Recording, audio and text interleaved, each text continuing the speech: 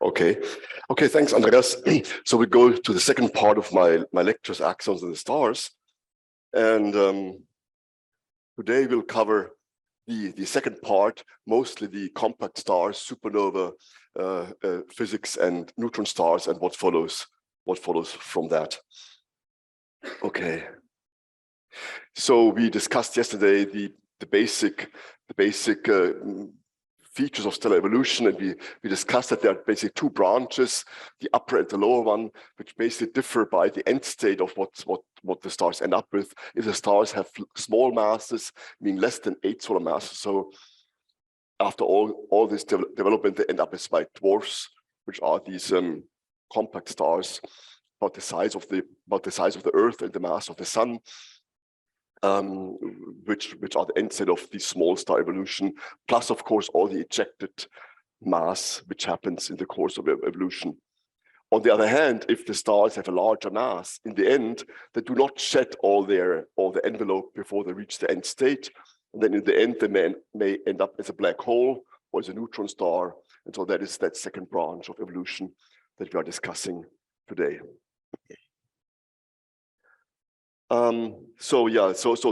This picture, which always shows for an exploding star, what actually are you seeing here?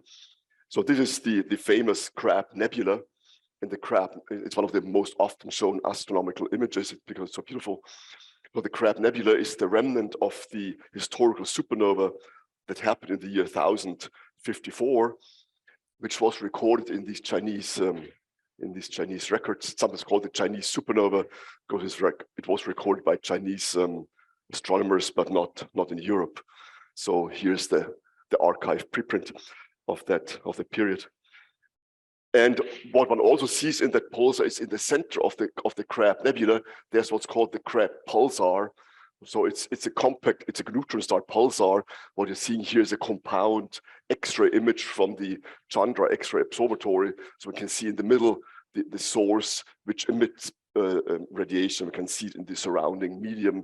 One can see the Crab pulsar. So in that picture, one can see both things at the same time: the compact remnant and the exploding nebula that remains from that supernova explosion.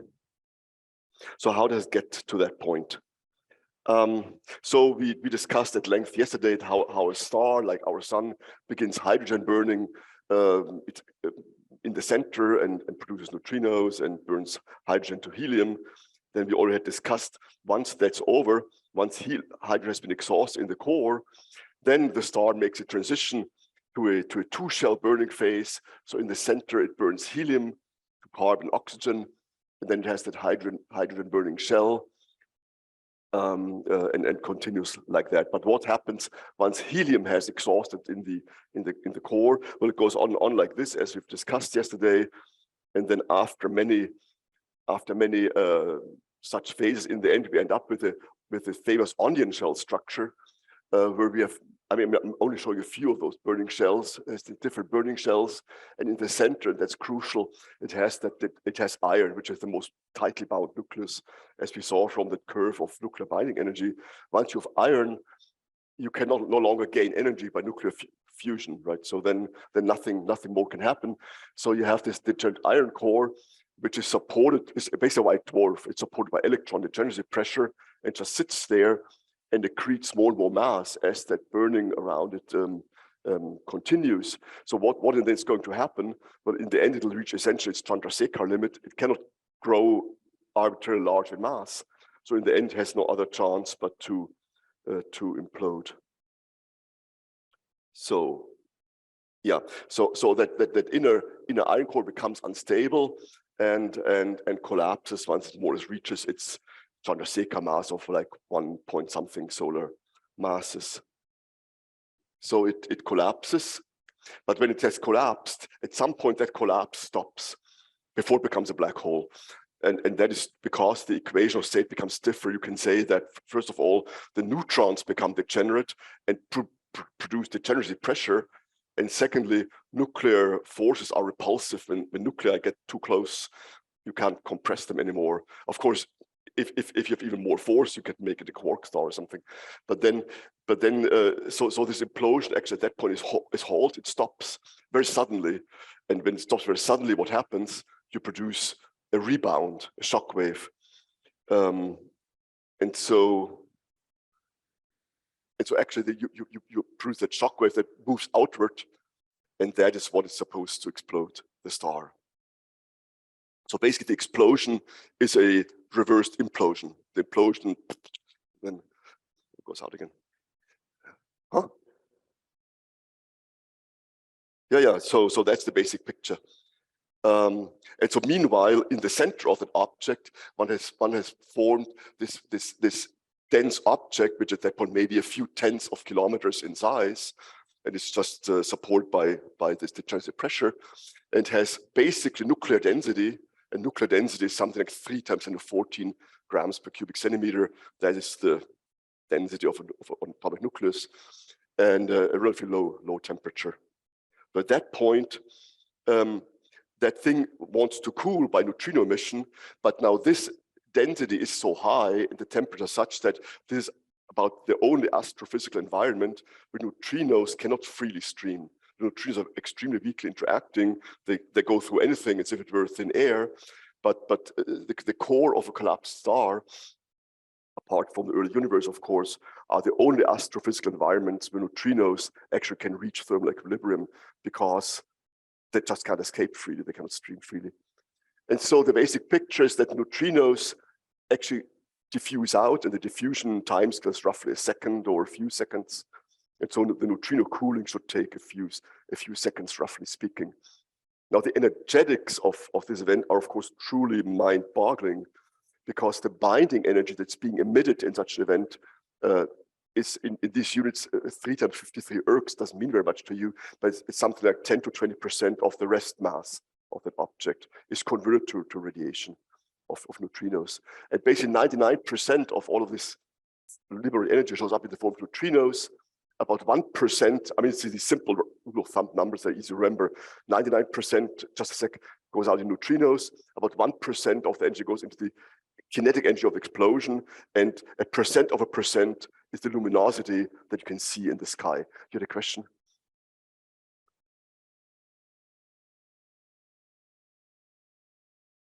Well, the core of the star is roughly a solar mass.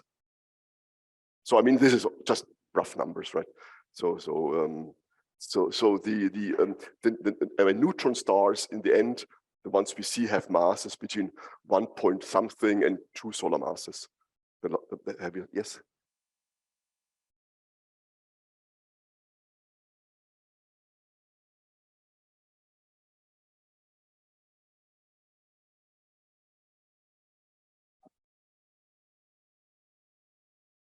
Oh, you mean how do neutrinos get trapped? Is that the question?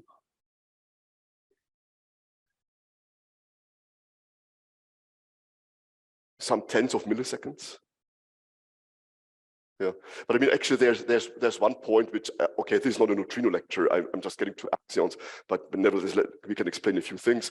So one intriguing feature of this whole story is, of course, that as the star initially collapses, it's not so dense at first. So you think, of course, all neutrinos can escape directly, and you never. However, what happens is the so-called coherent neutrino scattering.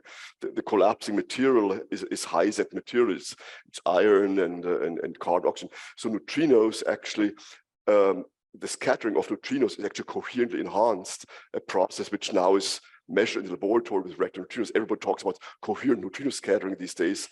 But in the about 73, this was first discussed that this should be happening, and this is a fundamental change for supernova physics, because the electron neutrinos cannot escape initially. They are trapped very quickly by this coherent scattering, and therefore the electron lepton number, which is present in the normal matter, has a large electron lepton number. You have about, in iron, about 0.4 electrons per baryon, so almost half, let's say, right? Matter is roughly half protons, half neutrons, so you have roughly half. So you have a huge lepton number, and that's trapped in the supernova. So once it's collapsed, most of the leptons that were there before is still there, trapped inside. And so not only has not only energy has to come out, but also the lepton number. So this neutrino diffusion is both a deleptonization process and a cooling process. So let's return to the energetics of this. So the neutrino luminosity for these few seconds is about almost 10 to 20 times the photon luminosity of the sun. So while the supernova emits neutrinos for a few seconds, during that period, it shines in neutrinos brighter than the rest of the universe in photons, right? So it's a lot of neutrinos. And in the end, actually, when you add it all up, when one adds up all the neutrinos from all the supernovae in the universe, of which roughly 1 happens per second somewhere in the universe, if you add that all up, it's approximately the same energy emitted in neutrinos that all the other stars during the lifetime emit in photons. So the so-called extragalactic background light, which is the light emitted by all stars in the universe since the universe began, is about the same amount of energy as all the neutrinos emitted by supernova in that of the universe. So that's a nice, an easy way to remember that the total energy neutrinos emitted by supernova roughly equals the total energy in photons emitted by all the stars all the time. Okay. Well, I mean, by order of magnitude, it must come out that way. Just in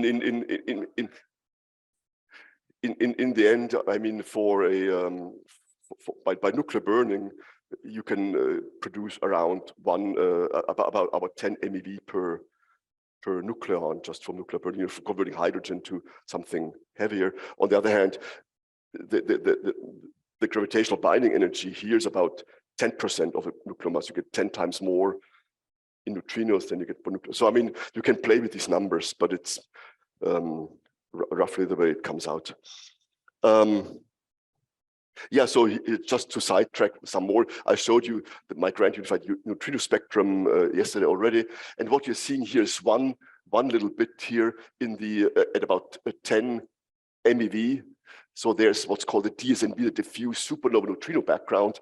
This is the neutrinos emitted by all neutrinos over the duration of the universe. And so, which I just said, it's a huge energy density. And these diffuse superneutrinos are actually the dominating neutrino flux at Earth in this very narrow window of 10 to 30 megaelectron volts. And so these diffuse supernova neutrinos are the next supernova neutrinos to be measured in the laboratory. There are these new big detectors, the so-called Super Kamiokande in Japan, which has now been modified to be more sensitive to electron, with so-called gadolinium addition. And there's this Juno detector coming up in China, which is built to measure neutrino flavor oscillations and the neutrino mass ordering. But these big detectors will also be able to measure this diffuse supernova neutrino background with a rate of a few events per year. So it's still very hard to measure, but this will be done. So this is just an aside, has nothing to do with Axions, but it's still very interesting.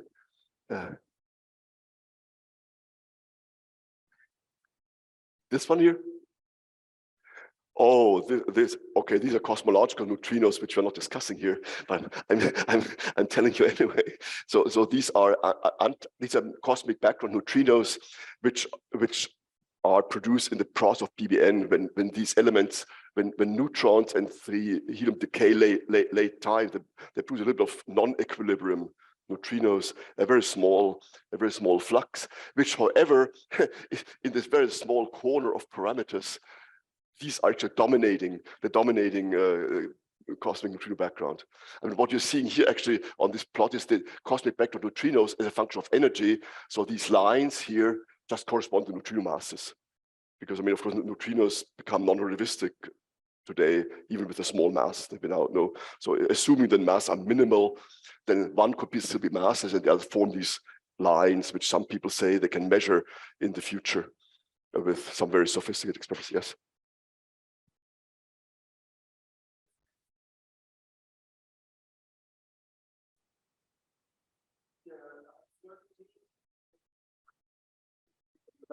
Well, the uncertainty is maybe a factor of 2 or a factor of 2. So on this extreme logarithmic plot, I don't think one can see it. Yeah. So the uncertainty of this is mostly due to the uncertainty of the cosmic star formation rate. So actually, star formation, and therefore massive stars and on form more abundantly earlier in the universe. So the star formation rate was about a factor of 10 larger at a redshift of about 2. So most of these things come from a redshift of 2 in the universe, simply because I mean, as you go in the universe backward, you gain with rate, you gain volume, but then if you go even later, you lose it again because there's not so much time for larger redshift. It's a very short time, so you get most of the cosmic neutrinos of the Ds and D neutrinos from redshift of about 2. And then the cosmic star, the star formation rate is uncertain by maybe a factor of 2 or something like that. Yeah. So basically measuring these diffuse background neutrinos would be a measure of cosmic star formation rate, among other things. Okay, we're getting stuck with neutrinos here, but it's very interesting. So we'll return to the supernova. I paint a very simple picture of the supernova exploder. As I said, it explodes, it implodes, but it doesn't work like that in practice. What really happens is more sophisticated. So actually, when the shock wave forms and moves outward, it actually forms within the iron core. And so as it moves outward, it actually dissipates energy by dissociating iron. And so iron has a large binding energy, and a tenth of a solar mass of iron, which is roughly that region here, has about as much nuclear binding energy as the supernova explosion. So I mean, it sucks up a lot of energy. I mean, by dissociating iron, you can suck up a lot of energy, and that's how the shock wave gets stuck. And at first, it doesn't seem to explode and actually fall a black hole after all. However, then it was realized that actually something else happens, because while the shock wave is hovering there, it doesn't know should it implode or explode. It's sitting there for a while. Neutrinos stream out, and neutrinos can deposit energy again, mostly by charge current reactions. And so actually this region of the where the shock wave just sits there can be reheated by neutrino heating, and that creates hydrodynamic pressure that sets the shock wave into motion again. And that is called the delayed neutrino explosion scenario, or neutrino driven, or it has different names, Bethe-Wilson mechanism. So the neutrinos play a crucial role in making the star explode after all. Now the stars are not spherical. I mean, they are spherical at first, but supernova are actually significantly 3D phenomena. This was also seen first in the supernova 1987A. It was very asymmetric, and so there are different asymmetries that impact here. There's a lot of convection going on in these outer shells. So here's that inner core, neutrinos heating that region and eventually driving explosion, but stuff is still falling in, and one gets these big convective overturns. Moreover, there can even be these macroscopic hydrodynamic instabilities, like, for example, that Sasi instability, where the whole star sloshes back and forth, like all the dipole matter pattern, which maybe can be seen in neutrinos later on. So let me try to show you a YouTube movie of the Princeton group, where let's see if it works. Yeah. So this is a numerical explosion in 3D, like many people do nowadays. It takes a while for this to get there, where we can see how stuff is falling in from outside, and there's that shockwave region. Now we can already see how it is starting to convect. I mean, unfortunately, the movie doesn't run as smoothly through Zoom, but you can still more or less get the idea how stuff is falling in. Everything is convecting, and you get these huge convective plumes which form, and the whole thing explodes in that way, supposedly. So that's the disadvantage of that Zoom connection. The movies don't run very smoothly. Okay. No, wait a sec. Okay. So here are some stills from some Garching simulation, the same thing. You're seeing at different times. In the middle, there's that neutron star. You see how that material sloshes around outside. You form these convective plumes and big plumes, and the whole thing explodes in this very asymmetric fashion. By the way, another big asymmetry in this thing is that the neutron stars usually get a recoil from all of this. And so actually neutron stars are often observed to have these large, what's called kick velocities. So they're not in the place where they were produced, they are shot out of that region after a while. Right, so here again, in a very schematic way, the same picture. So what you're seeing here is that, for example, the iron core, the radius as a function of time goes down, then a shock wave forms in the iron core, goes out, stands there for a while while stuff is accreting, and then the shock wave supposedly takes off and explodes the star, and neutrinos come from that region. There's another similar plot here from a 3D simulation that was done for a very long time, until many seconds after the explosion. So again, what you're seeing here is a function of time, PB post bounce. So here, what you're seeing is these mass shells falling in as a function of time. So here, for example, the silicon-oxygen interface falling in. So here's the shock wave forming, and then at the time when the silicon oxygen goes through, the shock wave keeps going while mass is still falling in, right? So there's that shock wave travels on the infalling matter. So matter is still falling in until then there's this bifurcation, and then all the mass shells eventually move out, and there's the explosion, and there's that hot bubble in between, and here the neutron star settles slowly, become a neutron star. So that's the basic picture, and here from a real 3D simulation. So where this works fully self-consistently. So there's no longer that issue where people say, how do supernova explode? I mean, this is, it is on a computer, it just works that way, right? So that seems to be, at least from the numerical perspective or from the astro modulation modeling perspective, fully understood. Okay, so what else do we have here? Yeah, neutrinos. So the neutrino signal is such that it first gets a quick burst of electron neutrinos, which is in this moment when the shock wave has fallen through and moves out for the first few milliseconds, and the outer layer of the neutrinos can escape immediately. And then one gets the thermal emission of other neutrino flavors and the antineutrinos and so on. So there's that short-term signal, this accretion signal, and that cooling signal, which lasts out to many seconds in principle. Right. What else? Yeah, now that's about a question.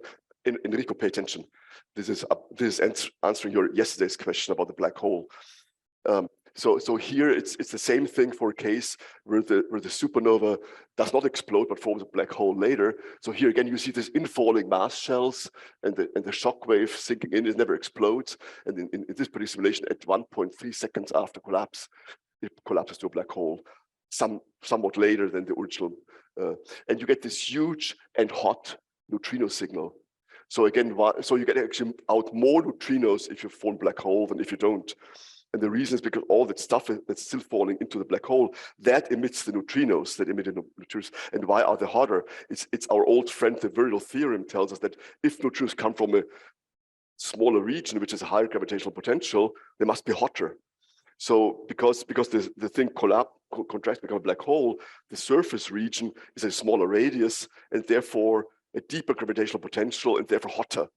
And so the neutrino energies actually go up until it ends. And so one gets more neutrinos from these so-called failed supernova than from the successful ones. And then they're sharp cut off. So for example, people try to predict the diffuse supernova neutrino background. There's one uncertainty is what's the fraction of these failed supernova, because the more of these failed supernova you have, the more neutrinos you get. So that's actually a counterintuitive situation, right? Okay, now you can read again. Yes. Yeah.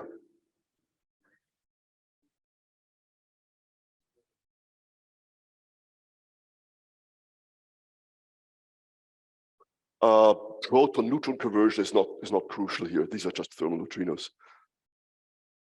It's all thermal neutrinos, yeah. Yeah. So stuff falls in and heats up and emits neutrinos. And anyway, these energies are tens of megaelectron volts. That's more than nuclear. I mean, of course, within that region, protons constantly interconvert by charge current processes. But then this is just one aspect of these thermal neutrinos. Okay. So there's another little thing I need to explain. So on many of these pictures, you see the word X neutrinos and E bar neutrinos. So question, what actually are X neutrinos?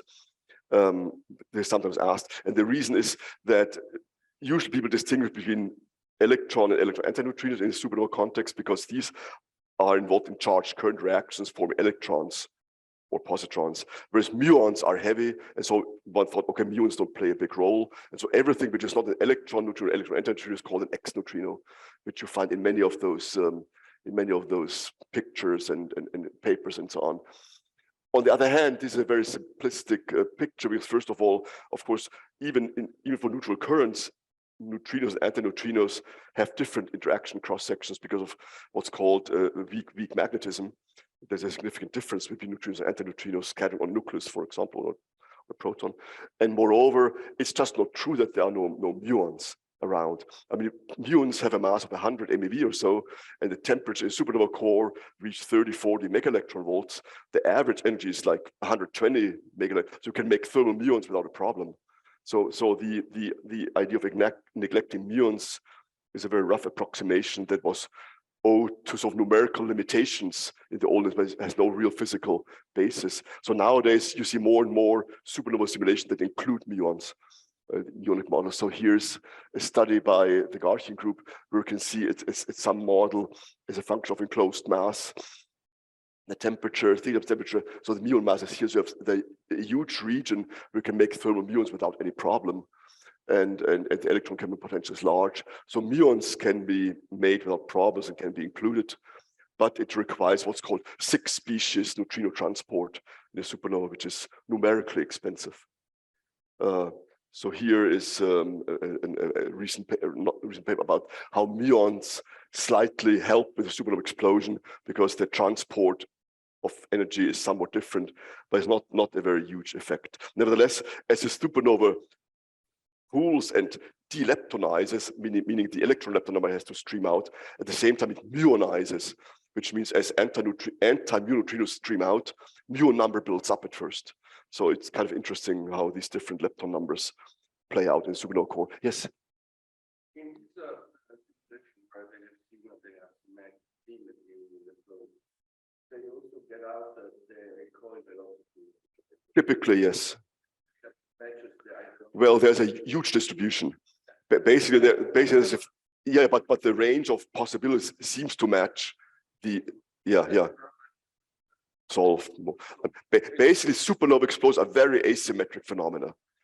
Okay, so the spherical cow approximation does not work very well. I mean, crudely speaking, but the explosion itself is very asymmetric, and that reflects in the emission direction of the matter of the neutrinos, but also recall of the neutron star. So looking backward, it's not such a huge puzzle. I mean, the kickback basically happens because the mass emission was so asymmetric, and then exerts a pull on the neutron star in this very asymmetric surrounding matter. They call it the tugboat effect, whatever it's. So anyway, this neutron star velocity builds up slowly. It's not in the explosion, but over the next few tens of seconds or even minutes. So it's a slow acceleration until it can reach. Yeah. And it can reach a velocity of hundreds of kilometers per second, up to maybe the extreme case, maybe 1,000. So you know the galactic escape velocity is some a few hundred kilometers per second, and so in fact neutrons can be shot out of the galaxy. Right. So it's no longer discussed as a big puzzle. Right. Okay. Well, now we were talking about these failed supernova and how many are there. And so actually this can be in principle tested. So there's a very interesting project which I want to bring to your attention, which is that what I call the death watch of 1,000,000 supergiants. So what these people do, they use a telescope and look at known supergiants one after the other and visit them per telescope every few days or something. And then one can see if a given star, which could become a supernova, is still there, or has it exploded to a supernova, or has it just disappeared? so in that search, they have found two candidates. They have found.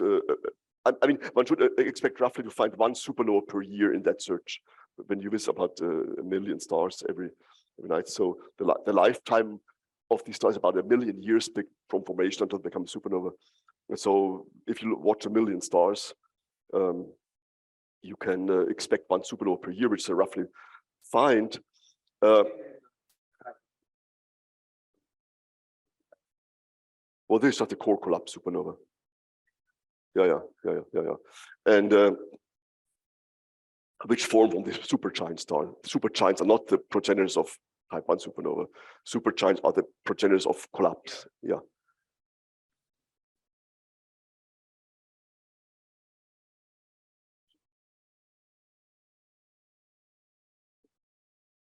Yeah, no, but the visible supernova, you cannot miss it even weeks afterwards. So I mean, the luminous supernova, you can see it a long time later on. Yeah, you can miss it. So they found two candidates that might have been a failed supernova, and so roughly, depending on if these are real or not, the supernova they find roughly. I mean, it's very low statistics, right? But could be anywhere between 10% to a quarter of all supernova could fail, which agrees more or less with theoretical estimates. So roughly a quarter of all supernova ought to form black holes, maybe more, maybe less. But I mean, I'm just trying to say that in the olden days, people asked, how do supernova explode and can we explain it? But of course, today the question is more nuanced. You don't want all of them to explode because we see black holes are around, astrophysical black holes have been seen. So they must come from somewhere. So not all supernovas should explode. So I mean, the explosion is something which sometimes happens, sometimes not. It depends very much on the progenitor properties of the star, how is the accretion going, and such things. So it's a much more nuanced question today than it was years ago. Okay, now let's turn to the one supernova where neutrinos have actually been observed, which is the supernova 1987A, where that star Sanduliak -6922, the large Magellanic Cloud, is here, and then it was gone because the supernova happened. Yes.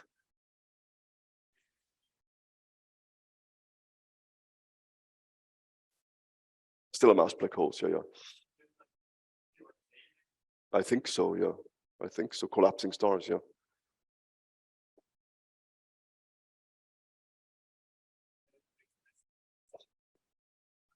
Yeah, I mean, all these numbers are too rough still to make a serious. I mean, you want a population analysis.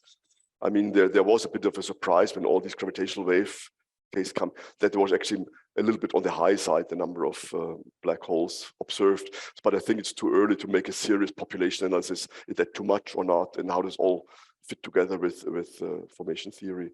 But of course, that's a whole new question, right? How do you get enough black holes? Not just enough supernova explosions. Yeah. So here's so in a way, compared to decades ago, things such have changed. The questions have really changed. So you want explosions, but also failed supernova.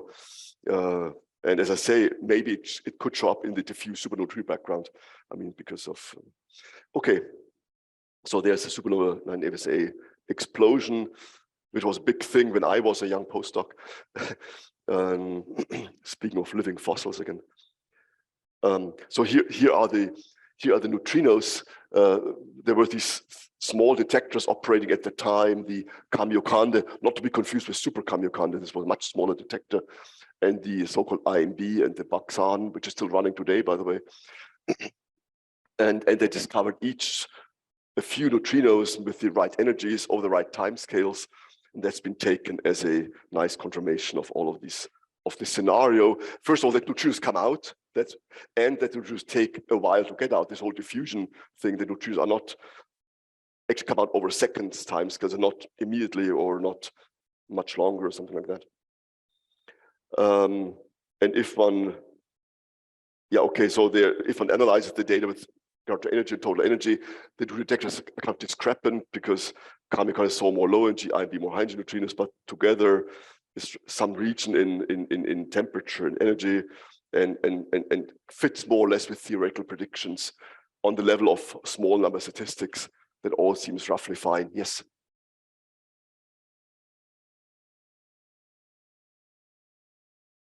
Yeah. Pardon me? Yeah.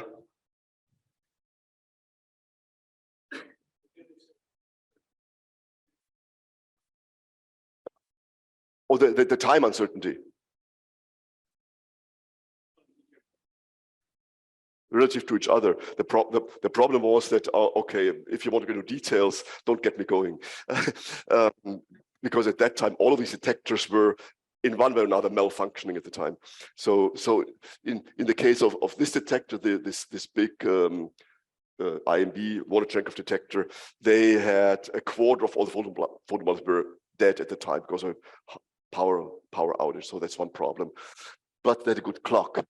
Whereas these people had no such problem, but they didn't have a precise clock underground in the lab. So basically, they had just to synchronize the computer clock once in a while by the radio announcement, by public radio. And at that time, somebody just synchronized with their watch or something.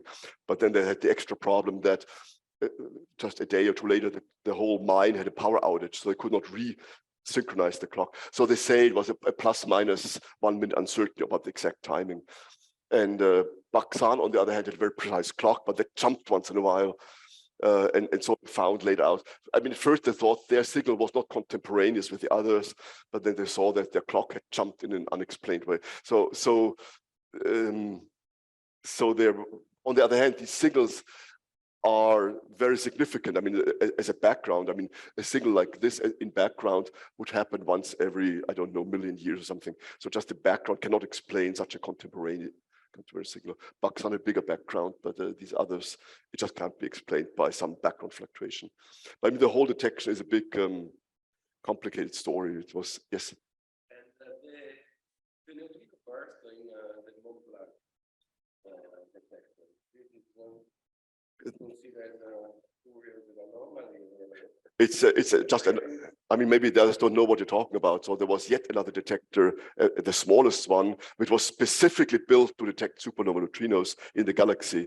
It was in the Mont Blanc tunnel, in the side chamber of the Mont Blanc tunnel, and it operated for 15 years until, you remember the big fire in the Mont Blanc tunnel that destroyed everything, including that in 1999, I believe. But anyway, that time was running, and this small detector, which would have easily seen a supernova in our galaxy, but not at 50 kiloparsecs at the LMC, which is, so they should have seen maybe one event from that supernova. But then actually they had this real-time trigger, and they actually said, oh my God, we've seen neutrinos from a supernova before anybody else. And they had seen like 5 events or something a few hours earlier than everybody else. And that caused a huge debate, and nobody, to this day, nobody knows how to interpret that, because it was not some it could not be attributed to some background. No such thing was ever observed again in that detector. Then maybe the supernova bangs twice, maybe, but I mean, there's no plausible astrophysical scenario that would have explained.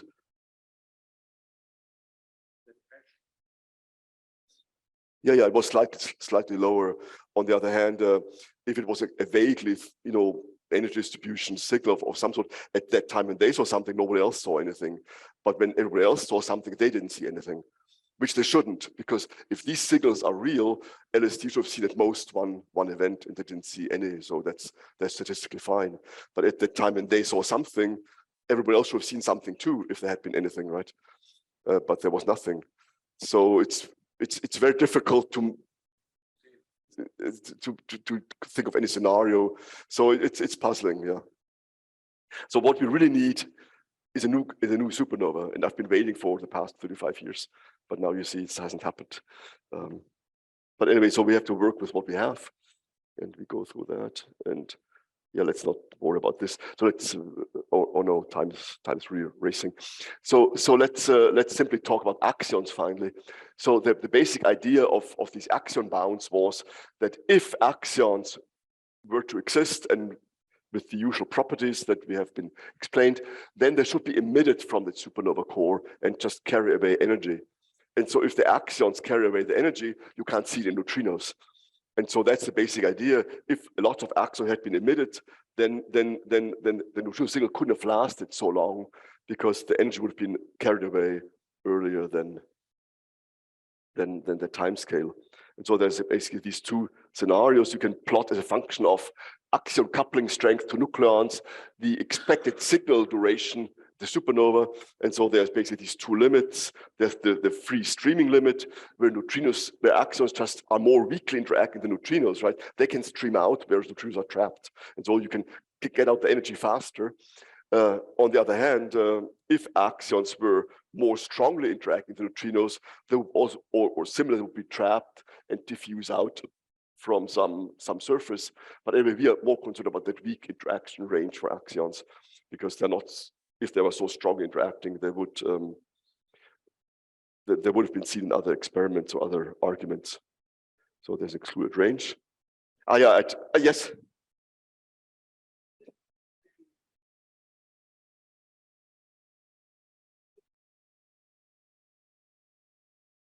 Well, this is based on some numerical simulation at that time. And of course, when you put in too much axion emission in this regime where they're not trapped or not trapped, they do a lot of physics in the supernova, and it was just numerically very hard to do that regime. But I think it's not critical. I mean, it's clear that then the effect is so huge that a supernova couldn't be like the way we know them, right? So there's actually this usual picture that one should keep in mind. Some people say axions or other particles, once they are trapped in a star, they don't do anything anymore. But that's not true. I mean, when the mean free path of any particle that you may think up is of the same, is of the same size as the geometric radius of the object you're talking about, then the effect is maximal. Because it's not just a question of carrying away energy away, but also carrying energy inside the star from place to place. So this transfer of energy. So for example, in the sun, I mean, just a completely different example. I mean, it's a very old argument. Let's imagine you had another photon, which was more or less like the normal photon doing the same thing in the sun. How strong could it couple to be harmless in the sun? And the answer is it would either have to be coupled very weakly, so it just has a very small effect of carrying away energy, or very strongly, more strongly than a normal photon. Because if it had the same interaction strength, you would carry twice as much energy. I mean, by the normal photon, by the new one. And so it has to be even more strongly interacting, because the transfer of energy in a star is, of course, inversely proportional to the mean free path. The longer the mean free path, the more efficient is the energy transfer, because you carry over larger distances from place to place. And so this is, again, one of these counterintuitive arguments. But either something to be very strongly interacting or very weakly. In the middle, it's very bad for stars. Or I don't bad, I mean, it has a huge impact. So when people say, oh, some ALP or something is allowed because its mean free path is smaller than the radius of the white dwarf or of the neutron star of the sun or something, that's the wrong argument. When it has roughly the same mean free path as the geometric size, then the effect is maximal. So people don't think about this sometimes, that the energy transfer in the star is as important as taking away energy to the outside world. Okay. So in between, I wouldn't worry about it. So, right. So actually, this is just a historical thing. So what I'm showing here is just these papers discussing these supernova axion bounds. Of course, had sort of many citations early on, these different papers, and there was like, in the very recent years, there's that new peak, which I was really, so it's this bimodal distribution of citations of these papers. For some of the past 3 years, everybody's talking about supernova bounds again, of axions and ALPs and WISPs and FIPS and everything. It's very surprising. Okay, another little detail which people often don't fully appreciate is the following. I'm just showing here for a certain supernova model, but it's the same for all of them, similar. I'm showing the distribution of, in this case, temperature as a function of time, as a function of radial coordinate here shown as a mass coordinate. So I think this is something people don't often appreciate. When a supernova first collapses, it's actually quite cold. So at bounds, the temperature is not very, here's the temperature scale, and only after it starts to leptonize, it heats up. So about a second after a collapse, you have that very broad hot region with a temperature of maybe 30, 40 MeV. and then it cools because the hot region moves to the center of the star, then only then it becomes hot deep inside, and then you lose energy, then becomes again cold everywhere. So this axion emission would be maybe most over the largest volume, the largest temperature, at around 1 second after collapse. So this is a slightly delayed phenomena, this particle emission. So okay, the super afterglow is first cold and then heats up because the electrons downscatter and also the generous energy is turned to heat basically. So they heat up after a while. Okay, that's just one. And by the way, here's the electrochemical potential function of time. So you see the electron lepton number at first is relatively high deep inside, and then you lose it over, in that case, 2 seconds or 3 seconds. You lose all the leptons from the supernova core. Okay, let's return to axion emission. So there's a number of issues, of course, besides the whole low statistics supernova stuff, which is a big problem. Is all the nuclear, the emission of axions is usually thought to be mostly by nucleon Bremsstrahlung, and so, but you know, the axions coupled to nucleons with this coupling structure that was explained to us on the first day. But then how to calculate this? So there are many detailed issues. For example, the nucleon interaction potential was often modeled by just pion exchange, but that's a too crude approximation. Later, but there are also issues of the in-medium coupling constants, which could be different in the medium than there are in vacuums, or these nuclear matrix elements in the nuclear medium. Then there are in-medium the correlation effects and so on. So actually next week, I think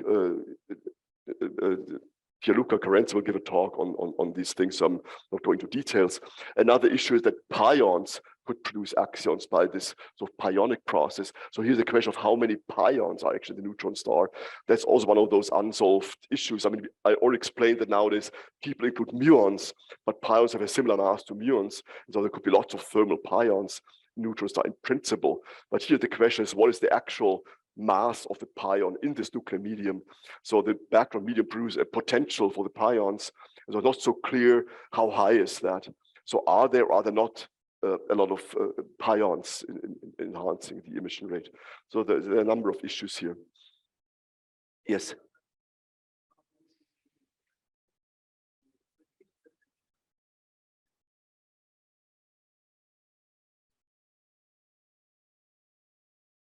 Yeah. Yeah.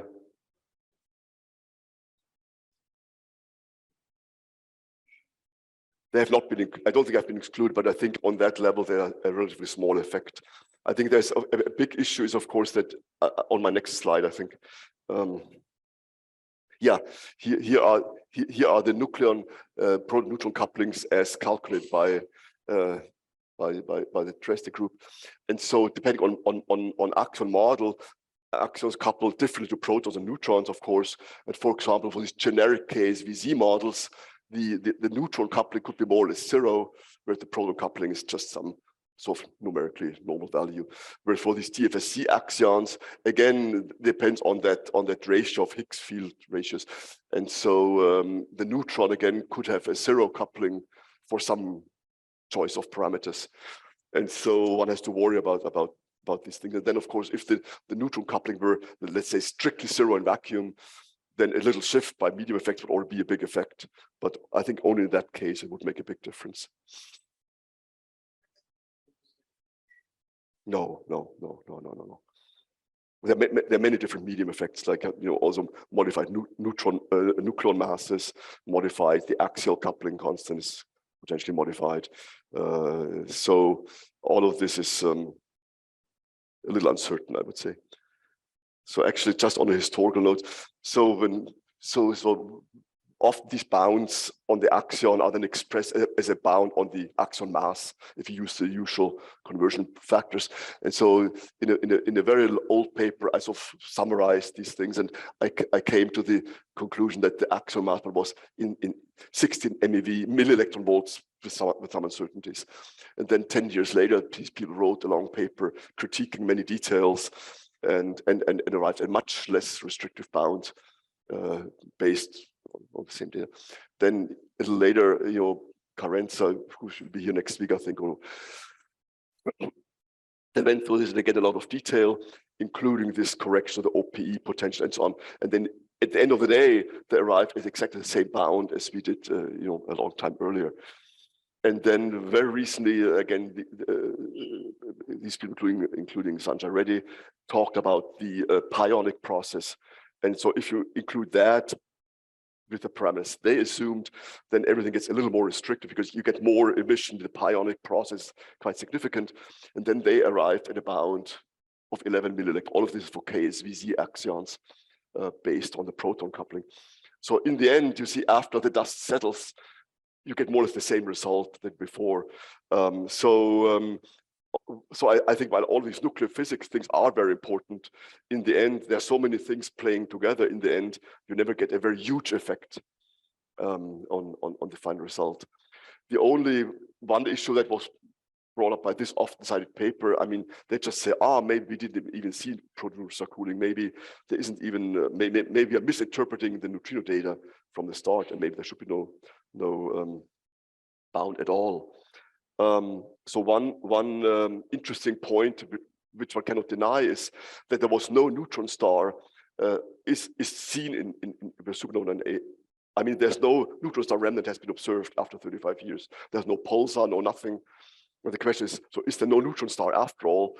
Is the whole thing about supernova 9A maybe wrong? Maybe there was no neutron star formation and these signals. And so there's a little bit of a hint for a neutron star now from these radio observations. There was a little hot blob in the location of the supernova, which could be a sign of being heated from behind from the neutron star cooling, X-ray emission.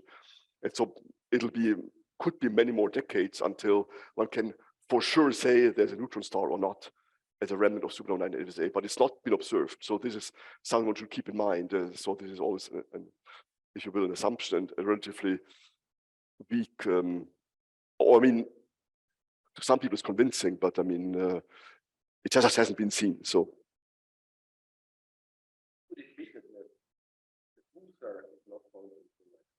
No, it's not just a question of pulsar. It could be a non-pulsar, just a thermal emission that you could see. If you saw the neutron star, you would see it in X-rays. I'll just show an example in a moment.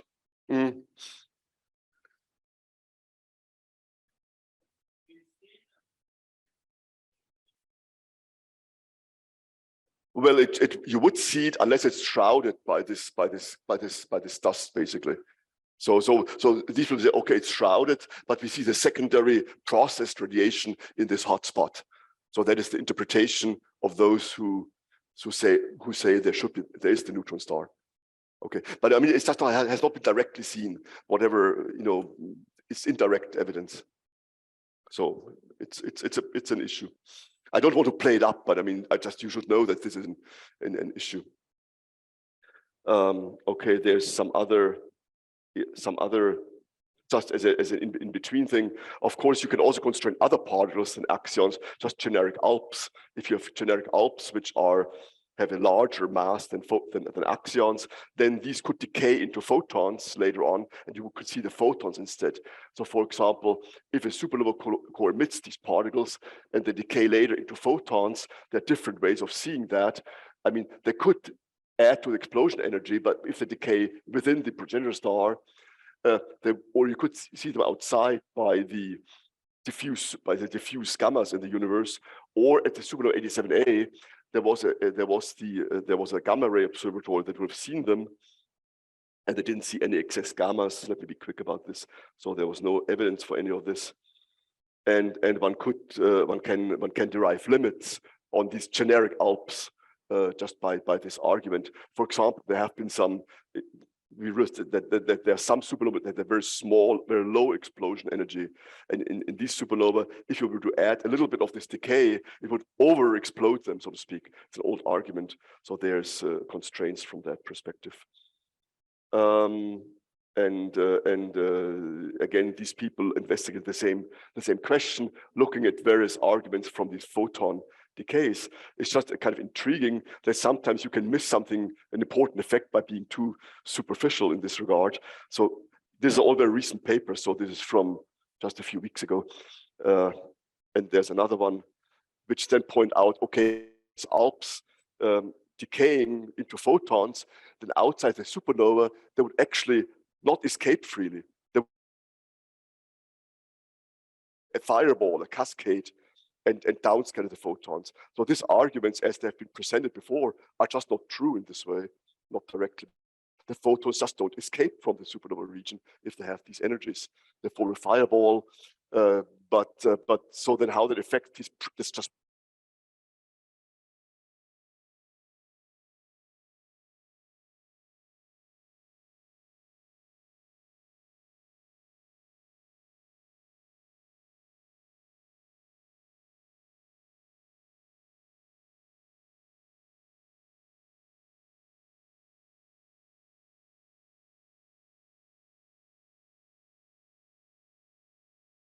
on the it depends on which satellite you use to look at the radiation, and depends on how fast the decay. I mean, how fast where the decay depends on the mass and the coupling strength. So, right. So,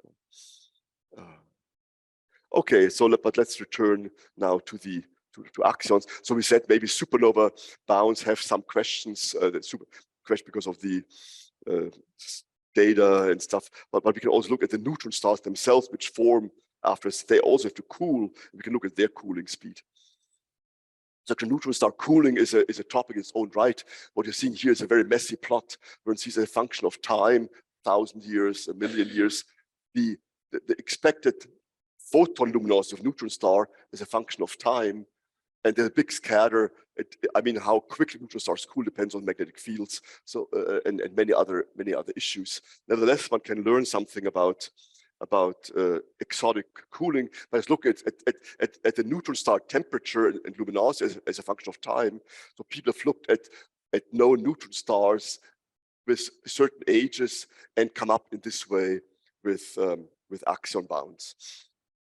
And let me just be very fast here. So there's one interesting case, and that answers Enrico, your question. So here's one supernova remnant from the so-called Cas A supernova that happened about 320 years ago, where it sees the exploded nebula. And here in the middle, a little dot that you may see, which is actually the neutron star, which emits thermal radiation in the X-ray. And so this has been picked up by the Chandra X-ray telescope. Now this neutron star, for a while, seemed to cool too fast. It has been observed for 20 years now, and you can see how it gets colder over those decades, but it seemed to be getting cold too fast. And so people thought, maybe there's axion cooling at work. But then it seemed to be a calibration problem with the Chandra over 20 years. I mean, the detector changes, so it's not so quite clear. But anyway, here this person has written here the measurements of the effective surface temperature function of time, and they're just 20 years while it's been observed. And so I can look at these cooling models, and it roughly fits the expectations, but maybe still cooling a little bit too fast. But you can get some axion bounds from it. It cannot be cooling super more fast than it has been observed. So that gives some axion constraints. Then the most recent study, and I think maybe this is presented next week by Ben Safdie, let me be quick, is that study by these people who have selected very carefully 5 neutron stars, which are well observed, which are all approximately the same age of, what is it, some 0.4 billion years or so. And then they looked at various cooling models with axions or not, and then they derive axion bounds on the basis of the, again, nuclear Bremsstrahlung and so on, how it emits from there would be no pions in a neutron star. It's too cold at that time with just Bremsstrahlung. And so then they arrive at limits which are on the plot here. The axion mass here's 10 millielectron volts. So the traditional bounds would be somewhere here, the supernova 987A. So here they plot their bounds for DFSC axions, a function of this mixing parameter. So they find such constraints which are between 10 and 20 millielectron volts in these units, and the supernova bounds would be roughly the same. So more or less, from the neutron star cooling, they found basically the same results as from the supernova 1987A. So this thing enhances each other. So in that sense, maybe we shouldn't worry so much about the supernova bounds if we believe these neutron star cooling bounds. what they're also showing here is constraints from the electron coupling from this tip of a giant branch story, which I told you yesterday. And that would be on this plot roughly here, because that poops out when the axions don't couple to electrons. You have no bound from the electron coupling. But again, so in this region, this is complementary. But whatever you do, the bound is somewhere here in this 10 to 20 milli-electron volt axion range. Now with all the uncertainties and so on, but I think there's very little way out unless there's some conspiracy between many different things. Yes.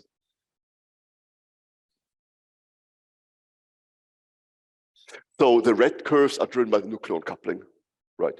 In either supernova 987A or that neutron star story, which I just told you before. It's just a new, but it's both proton and neutron coupling, and but it varies as a function of that beta parameter, which is the ratio of these Higgs expectation values, more or less. So the proton neutron coupling differ relative to each other. And for the electron coupling, it disappears completely. Of course, it's never there for KSVZ axions. There's no electron coupling. So for KSVZ axions, their bound is roughly here. Right. So that's more or less the situation that one gets from these stellar cooling arguments. And that bound here is that horizontal branch star story, which came from the photon coupling. So that, of course, is not interesting on that range. So that horizontal branch bound on the photon coupling is more interesting for generic ALPS, which are not axions, because for axions, the main limit comes from the electron coupling and the nucleon coupling. I mean, in a way, axions are a QCD phenomena. So you expect that the nucleon coupling is the main thing, which, unless you have some very fine-tuned specialized model or something. Okay, that's more or less the final result on these cooling arguments. So let me turn to a slightly different topic, because neutron stars can be used in other ways to look for axions, and I hope I can cover a few of those intriguing recent arguments. So one idea about detecting axions, actually detect the dark matter axions in competition with the usual dark matter search experiments. And here the idea is sort of a very neat one. So one says these dark matter axions, let's say they have these microelectron volt masses, which is sort of a typical number, and they fall on the neutron star. Their typical velocity dispersion is 10 to minus 3 the speed of light, which is this galactic virial velocity. Then they fall in, and as they fall in, they can convert to plasmons, to photons, and these can come out again, and you can get out of radio waves. It's just like these cavity experiments. You stick in dark matter axion, you get out radio waves, which you can detect. And the idea was you can get a very narrow line, a very narrow radio line from pulsars that can be picked up by these telescopes. So the first such paper was written by Shirkov and Popov about, when was that, in 2007 or so, and then nobody noticed and nobody cared about it. And so it's one of these funny things. It's, if you look at citations of their paper, there's nothing, and then it goes up. And the reason is that people have rediscovered this phenomena. So there were these two papers, basically within weeks of each other, 10 years later, who made that same point, but maybe more clear to the general public. And so they also derived the conversion rate, which is not so simple, because now you're talking about the conversion of non-relativistic axions propagating in that medium and becoming a plasmon. You have to do this whole mixing thing in a non-relativistic way. And so there is, so the key point is that the pulse is surrounded by a plasma. And when the axion moves in, at some point, whatever the exact values are, at some point it will reach a resonance. Because as a plasma increases, the plasma will increase. So at some point, the axion photon becomes degenerate, like we did the gas experiment with this helium gas. And so it just happens by itself. It's somewhere you cross the resonance region, then you convert it to a plasmon, and the plasma moves in, and then the plasma then gets ever denser, and the photon can no longer propagate because its energy becomes smaller than its mass, which means it has to be reflected. So the axion goes in, converts, becomes a plasmon, the plasma comes out again and comes out as a radio wave. So that is the basic picture, which these people have sort of worked out at first. Of course, and then there was this sort of exciting idea that with some assumptions, luckily you might be able to even cover the real axion range in this typical dark matter range. Now, however, it doesn't work quite as well. So what these people did was, again, a spherical cow approximation, where they said, things would move in radially and come out radially. So the idea was axions, if slow, they're bent and move in radial. So they looked at radial orbits, and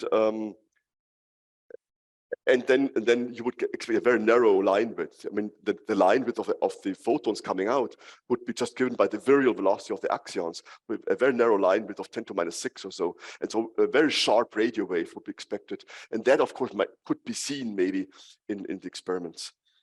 And so there were immediately some people turned on their telescopes or rather looked at archival data and found limits or possible sensitivities which might even touch the real axion line. But I warn you, it's still this spherical cow approximation. Then people, yes?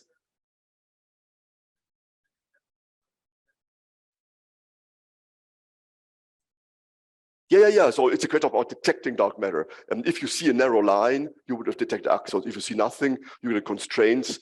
You're going to constraint, which then how you interpret the constraint depends on what you believe about. Not easy. No, it's not easy. It gets worse. So just wait. It gets worse because now the cow is no longer spherical.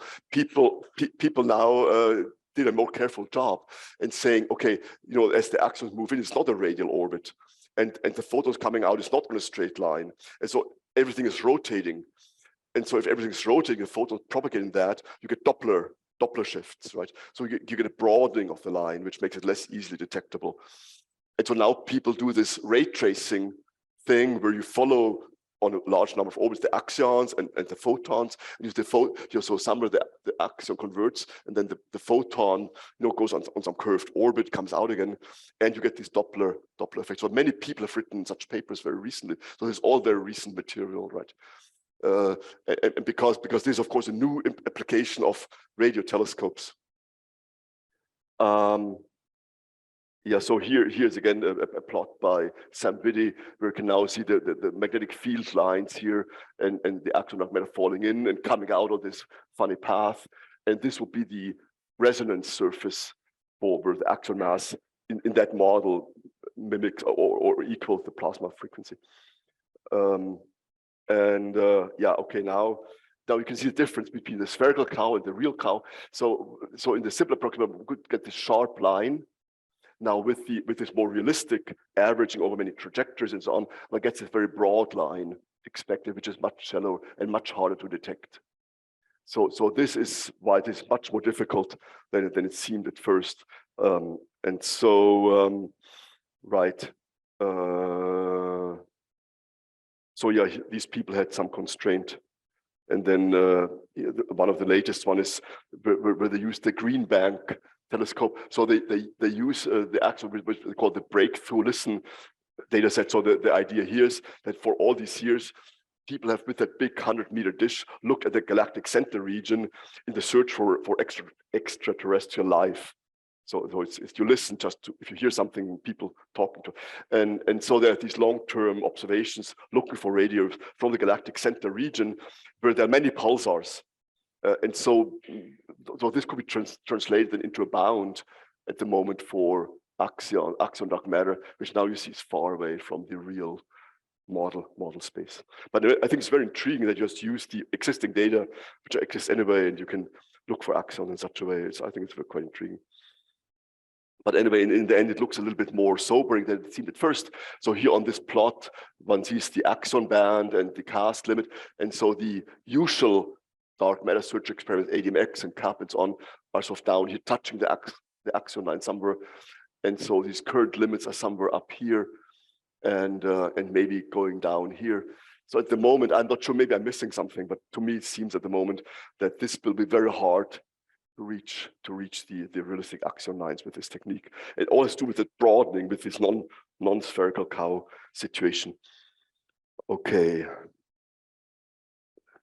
Now let me turn to yet a little other subject, which is quite intriguing, which is in that neutron star region, you may not have to wait for dark matter axions to fall in, you can make your own axions to convert them. And the idea here is that there is that polar cap region of the neutron star. That polar cap region is where the B fields come out, and that region is very unstable. You can so you have also an electric field created by the rotation, and that pulls out electrons, and this pulling out electrons then leads to a shortening of the vacuum, and so you get a pulsating electric field in that region. And so you have your B field and the pulsating electric field.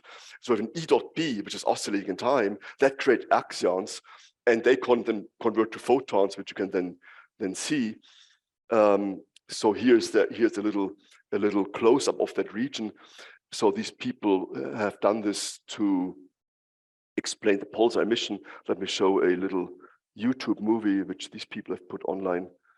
Let's see here. So what is seen here, the longitudinal electric field going up, and the positron electron densities as a function of time going up, and then it's shortened, it stops, and it goes over and over again periodic. So you have instability, which is self-exciting. So the electric field goes up until it pulls enough electrons and positrons, which then make it go away, and then it starts all over again. So where's my... Okay, so one can create axions that way. And so there was a search then again with looking for radio waves, and one gets a certain constraint on the axion mass and axion photon coupling, which unfortunately is far away for the moment from the real dark matter range. But still a very interesting bound. So what you're seeing here is a function of axion mass. Again, these sensitivities, I would say. So here are the usual dark matter experiments, and here would be that pulsar cap argument up here, and here is that radio wave from dark matter axion somewhere up here. So again, you see it's unfortunately a bit far away from the real axion dark matter line. But of course, this argument does not depend on axion dark matter, because you make your own axion-like particles in the region. Here you depend on dark matter falling in. Okay. I mean, they're all very interesting arguments, but it is really hard to reach real axions. I mean, real axions from QSD, which the correct connection are very, very hard to find by.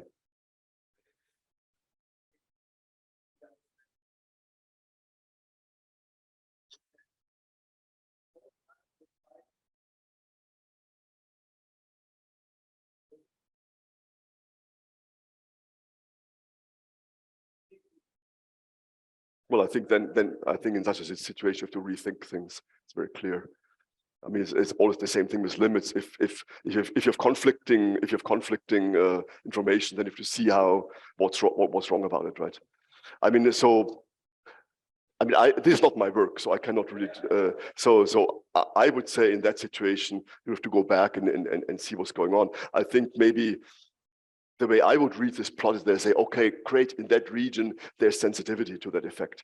If you found axions in Alps with Alps, right, then this would tell you something about the pulsars, right? Something has to be different or they have an effect or whatever. So that's how I would read this plot in a minimal way. I mean, right. No, exactly not. No. But I mean, in a way, it makes it more interesting, right? If you have I mean, if something is, if only one thing is sensitive to something, and you measure or constrain something in the end, you know, I mean, it's always great if in the same period you have different arguments and different sensitivities, and if this is a bound or sensitivity plot, you can read it the way you like, right? But anyway, it's far away from dark matter axions. Okay, what else do I have? Yeah, I want to talk about one more little story, which I found, which I came across recently, but it's also not my work, which is the idea how axions can impact white dwarfs and neutron stars through changing their equation of state. And this is maybe a more particle physics type argument. Here, the idea is the following. So as has been explained to us in great detail, the GG dual coupling of the axions at low energies leads to a potential for the axions, which is the usual potential given by this term, which has been explained in great detail. which is more or less roughly a cosine potential, but doesn't matter the exact details here. You get the periodic potential with a minimum at the CP conservative minimum. So that's where the axions are, if they exist. Now there's, however, a modification to this story in a nuclear medium, because following chiral perturbation theory, there should be a non-derivative nucleon coupling such that an NN bar operator couples again to the axion field with a shifted value by the sigma term. So in the end, what it means that if one had a background nucleon density, then the axion potential would get modified by this term, which is proportional to nucleon density and the sigma parameter and the other pionic and so on parameters. And the interesting part is that this quantity is of order 1 at nuclear density. So in principle, what could happen is that if in vacuum the minimum is here in the neutron star, the minimum could be there. I mean at pi rather than at 0. So it could be flipped over. So the axion field would have its minimum in a different place than it has in vacuum. Now the number is such that you would, for this really to happen, you would have to assume that the real axion mass is a little bit smaller in vacuum than predicted by the usual expressions. So people introduce this epsilon, and then if this epsilon is not very much smaller than 1, then you find that this could actually happen. And so basically in the space of axion mass and Pichet-Quinn scale, you can get this inverted properties. And what would that do? So one idea is that if you talk about neutron stars, then the structure result that in the neutron star, you know, the theta parameter would be pi, and outside would be 0, and in between it has to interpolate, so would it be some brane or something in between. So as you go out of the neutron star, inside you have the wrong vacuum for the axions, and the outside the right one, and this would mediate a long-range force between neutron stars, for example. And there would be some brane somewhere in the middle. So outside the real vacuum, inside the wrong vacuum. This was pointed out by these people. And so this, of course, would have an impact for neutron stars that come close to each other. You can get this force, but you can also get a modification of gravitational wave emission. So if you look at neutron star mergers, yeah, let's just look at them merge. So as they merge and merge and merge, they give a burst of gravitational waves, right? And such things have now been observed. There's this neutron star merger, this event 1708-17 gravitational wave event that supposedly was a neutron star binary merger. And so one can extract from this event bounds on these parameters. So these people, so there's the LIGO event, one can see the neutron star merger in these gravitational wave plots here. So as a function of axion mass and a function of Pichet-Quinn scale, there's a certain range of parameters that can be excluded based on this argument. So that's I find quite intriguing. But again, the real QC axions are here. So again, you see one is close, because this modified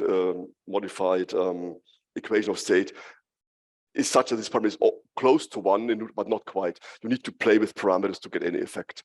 So again, you don't reach the QC axions. One can play the same game for white dwarfs. If you assume that the mass is small enough of the axions, so you play with the parameter, then what you would reach is, what would happen is that the nucleon mass, if you have this phase transition, then the nucleon mass would be smaller than what you think by these 50 mega electron volts or so. That would change basically the mass density in the white dwarf. And so you would change the equation of state effectively. And so what would happen is that if one looks at the known white dwarf mass radius relation, which is this inverted, so the smaller the mass, the bigger the radius, that is the usual white dwarf mass radius relation, and here are data. But if you had this effect, then you would have either mass very small white dwarfs or only very big ones. So the intermediate range could not exist with this modified equation of state. And so in the end, you get again a constraint on these axion parameters on the axion mass Pechequin scale range, where the real axions are here, and this white dwarf argument excludes something in that range, which is interesting, but not real axions.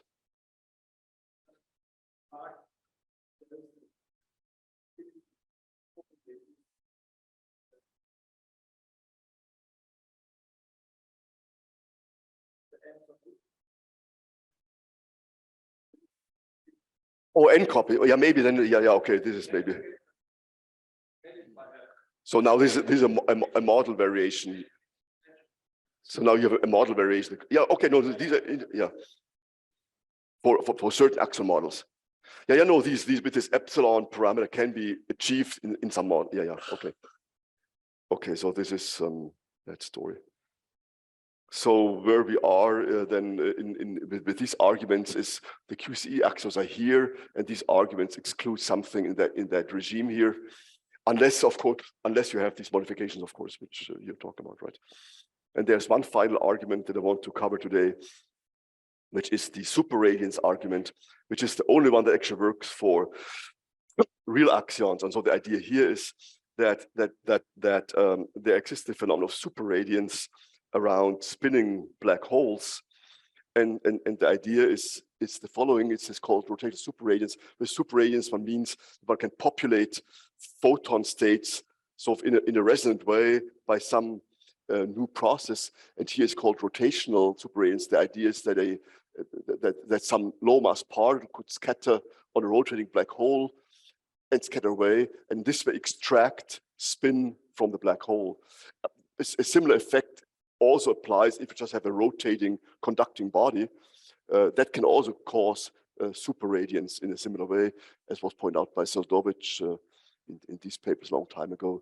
So one can basically extract energy from a rotating body and populate the radiation field outside. And so the idea is that one has a curved black hole, a rotating black hole, and if one has a particle with a mass or with a frequency that's smaller than the rotation period, you can do this, and then you can build up these bound orbits.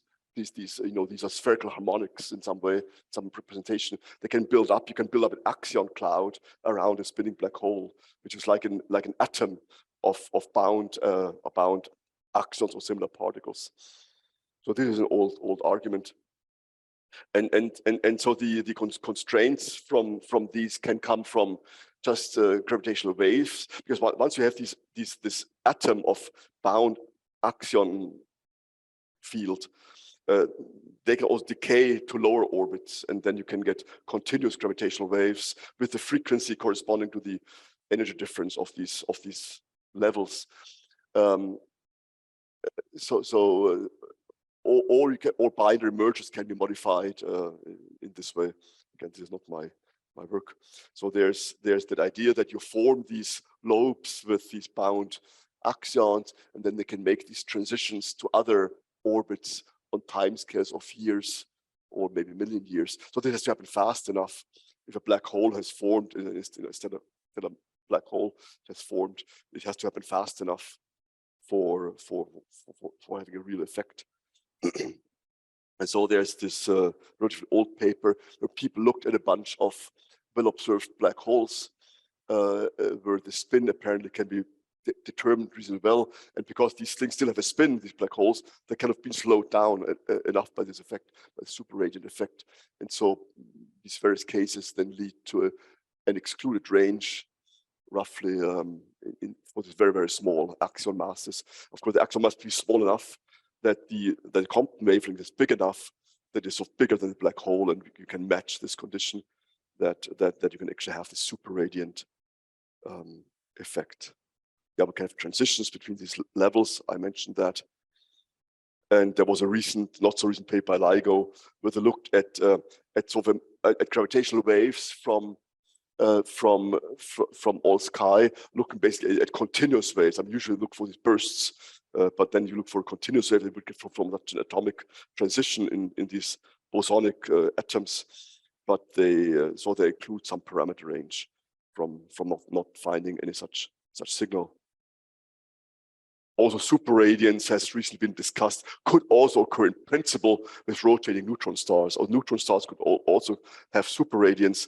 The only problem is they should, if you want an axion cloud from superradiance in a neutron star, you need enough absorption in the neutron star of this very long wavelength axion. So I'm not quite sure if this really works, but at least the question is on the table if that could be done.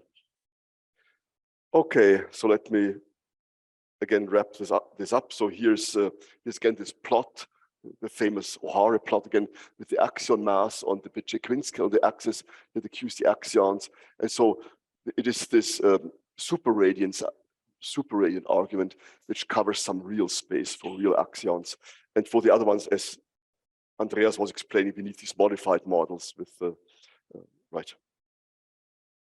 Okay, so let me just wrap it up. In the end, when we talk about stars and axions, actually, when we talk about real, not just generic wisps and FIPS and whatever else, but real axions, actually, it's in the end not so easy to find them.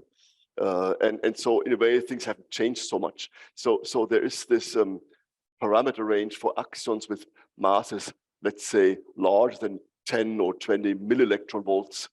And this is clearly excluded by these various astrophysical arguments, which I've tried to explain to you.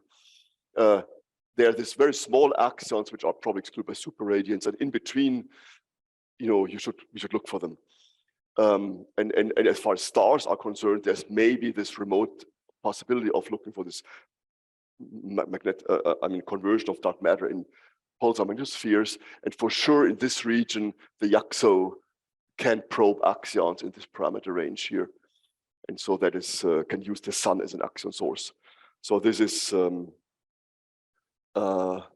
the story of the astrophysical axion bounds. Of course, as you saw, there are many papers have been written recently about many axion-like particles. You can come up with many things, but once you are on this real axion line, in the end, it's very hard. So this is maybe one of the lessons. Axions are terribly hard to find.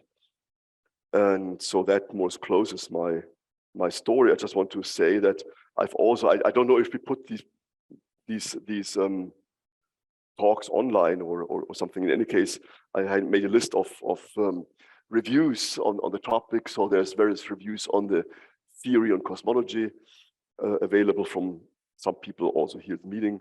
Then there's a number of experimental search reviews around, and also for stellar evolution, there's a number of reviews that have been produced recently. And then of course the famous Kjarn O'Hare webpage, where you can find everything about axion that you never wanted to know. Okay, and that closes my presentation. Thanks.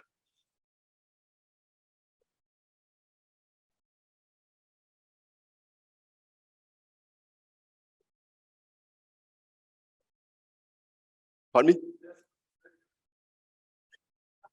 Oh yeah, didn't I mention it? Oops.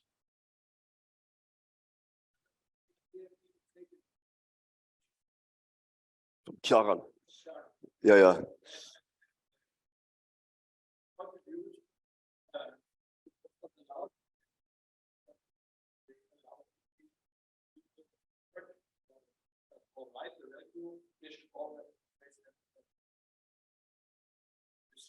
Anyway, I think what Kjarn has done is quite amazing. I mean, yes, first of all, his plots are fantastic, beautiful, and easy to read. And he has all the erased. I mean, a paper comes out, and a day later, the new things is included in his plots. He's just emphasizing that we not rating the things or rating the things, whether they are. There are no critics, so to say. No, he doesn't make a critical discussion of the various arguments, but just to have them all someplace and to be able to have the references. And I mean, this is a fantastic service to the community. So I cannot give enough praise to what he's achieving. So he should have put position on those grounds alone, right? Maybe.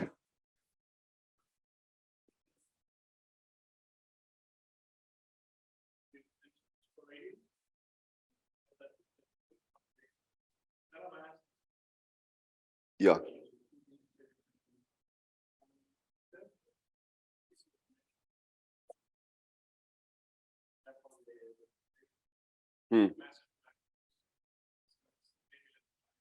Yeah. No, I'm not expert super radiance, I thought I should mention it here, but it's not really my field. I cannot make a critical assessment of these arguments.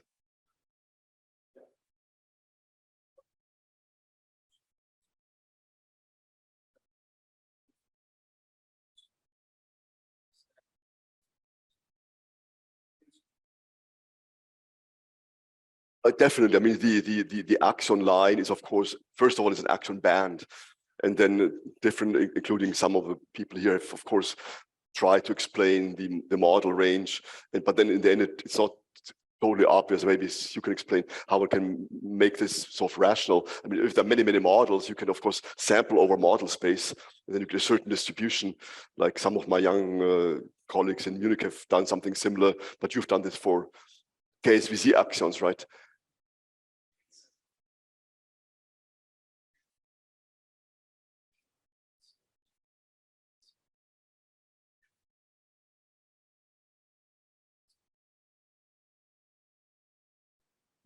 Which is very important,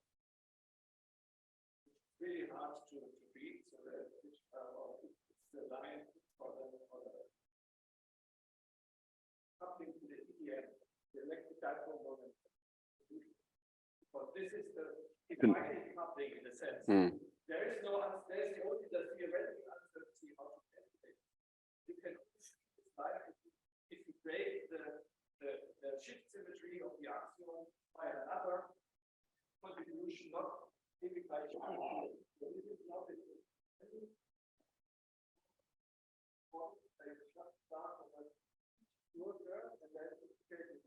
and you will always get the mass. So you get the standard mass for the axion that is factor of and you will get the EDF as 1/8 is a fixed coupling. It's an uncertainty how big this coupling is, but this is a very thin line and it's very hard to read. So in a sense, so if these plots 1/FA versus the mass make only sense along this line, what you have to model dependent. A different theory ultimately. Yeah. But I mean, in the end, the question is what you want to achieve with any of this. I mean, we are doing constraints because we have no detection. But in the end, of course, it's about detecting. It's not about constraining axions, it's about detecting axions. And so in a way, the question is how sensitive should experiments be to chase axions the way we talk about them? And then it gives one, the line or the band gives one orientation. And of course, then experimentalists always ask, how deep should we go? How long should we integrate for this to make sense?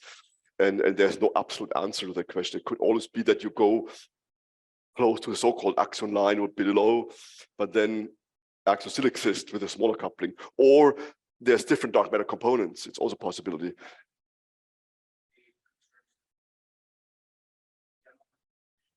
Yeah. Very small.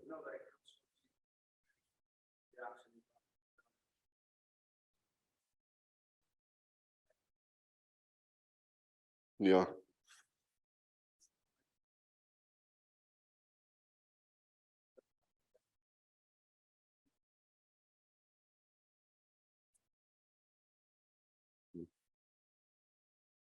So in the end, yeah, we want to find axions, not constrain them.